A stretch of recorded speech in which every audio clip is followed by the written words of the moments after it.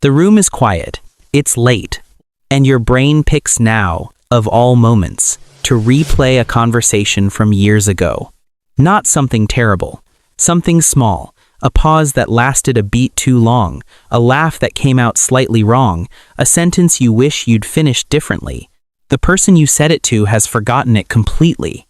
You think about it at least twice a week. And no matter how many times you replay it, it never feels finished.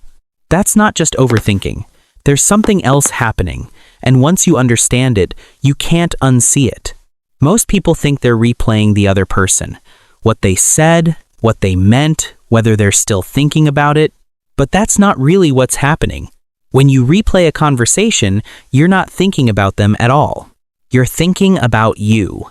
Specifically, the version of you that showed up that day. The one who paused too long, laughed too loud, said the thing slightly wrong. Your brain isn't trying to understand the conversation. It's trying to rewrite your performance in it. And here's why that matters. You can't.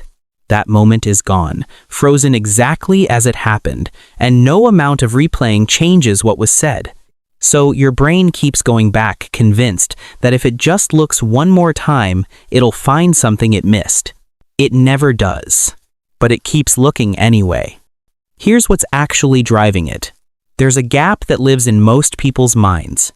A gap between who you are and who you think you should be. You don't need a name for it. Just know this. Every time you replay a conversation, you're not looking at what happened. You're measuring the distance between the you that showed up and the you that you wanted to be. That gap is what hurts, not the conversation, but it goes deeper than that.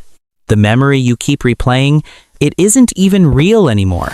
Every time you revisit it, your brain rewrites it slightly, adds a little more embarrassment here, makes their expression a little colder there, emphasizes the moment you stumbled, and quietly edits out everything that went fine.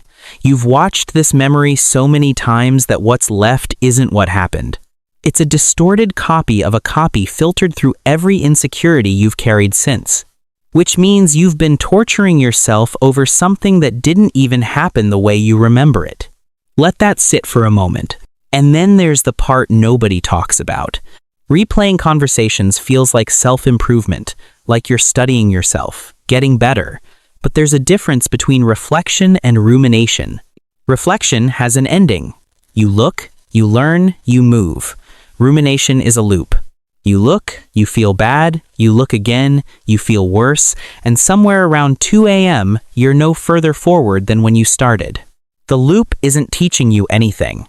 It's just keeping you small. But here's the part that's harder to hear. The loop isn't random. Your brain isn't broken. It's doing exactly what it was built to do, protect you. Every replay is an attempt to figure out how to be safer next time, more likable, less exposed. The problem isn't the intention, the problem is what it costs you. Every time you go back to that conversation, you're building a case against yourself, collecting evidence that you're too much or not enough, that you say the wrong things, that other people see through you in ways you can't quite control.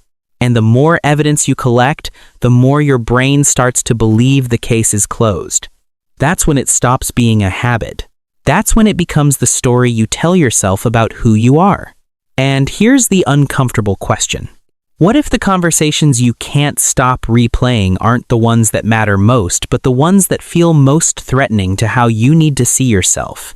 Not proof of who you are, proof of who you're afraid you might be. But it's worth sitting with. So what do you do with all of this? Not fix it, not force yourself to stop. That never works, and you already know that. Just understand it. The part of you that keeps replaying it isn't your enemy. It's a part of you that cares deeply about how you show up in the world, that notices things, that holds itself to a standard most people don't even think about. That's not a flaw. That's actually a kind of sensitivity that the world doesn't give enough credit to. But sensitivity without compassion becomes a prison, and you've been in there long enough. The conversation you keep replaying, it was just a moment, one moment in a life full of them. The person you were that day was doing the best they could with what they had. No script, no second take, no hindsight. Just a human being, showing up, trying. That's all any of us are ever doing. So maybe the work isn't to replay it better. Maybe it's to let it be exactly what it was. Imperfect. Unremarkable. Already over. And finally, let it stay that way. If this resonated, stick around.